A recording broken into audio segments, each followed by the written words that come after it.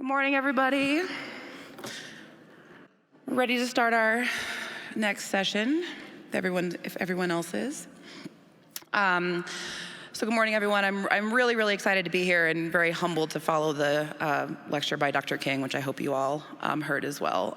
So my name is Courtney Collins. I'm from Ohio State University, and I'm really, truly excited to be here with an amazing panel of ladies, our first one, to talk about diversity and inclusion in surgery. So I just want to go over kind of why we wanted to do this session and what we're hoping to accomplish today.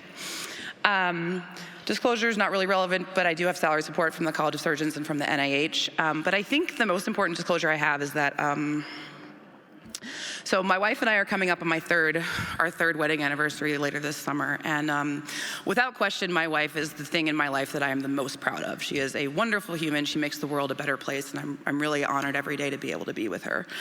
But not too long ago, I think there was a time in my life when I never thought I'd be able to show this slide at a national surgery conference. And kind of like Dr. King alluded to, that feeling of not belonging, this feeling that I'd have to leave this very important, the most important part of my life out of my academic life is something that I really think about every day and something that I hope no one else really has to experience. You're going to hear a lot of facts today about diversity and inclusion, but what I really want to get across with this session is that we're really at important crossroads in terms of how we treat our trainees, how we treat our colleagues, and how we treat our patients. And despite the fact that we've made a lot of efforts in this space, surgery still lags behind a lot of other specialties when it comes to these initiatives. And the last thing is, what I think is the most important is, DEI fatigue is real. It's something we see a lot now. People think that we've already done enough, that we've done too much, that, DEI is this kind of dangerous concept. And so I think it's very important to keep the momentum going because we've made some really important strides in the last few years. But, we don't want it to fizzle out. We really want to be able to get everybody on board and, keep the momentum going forward. So our goals for today, we want to give you data. Surgeons love data, and there is data about this. I think numbers and facts do matter and help make the case for all of these initiatives.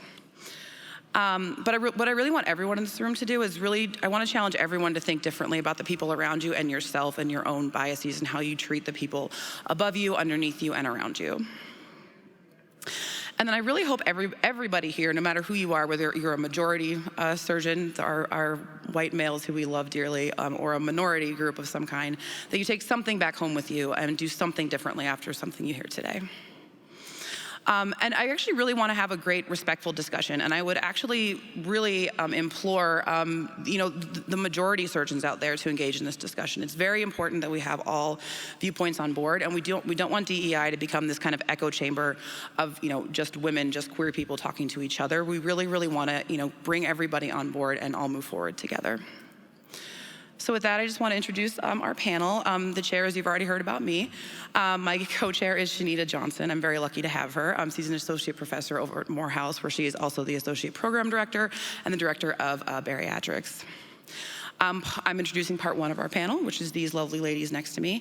Dr. Qureshi was formerly the chair of DEI at the Harvard's Beth Israel Deaconess. She's now at OHSU, where she is an associate professor. Kelly Hazley is a colleague of mine at Ohio State. She's the associate program director for our residency program and has led some really important inclusivity initiatives there.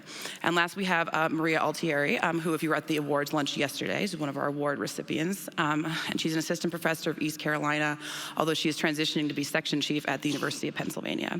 I'm really excited to hear everything these ladies have to say. I hope you all are as well, and I look forward to the discussion.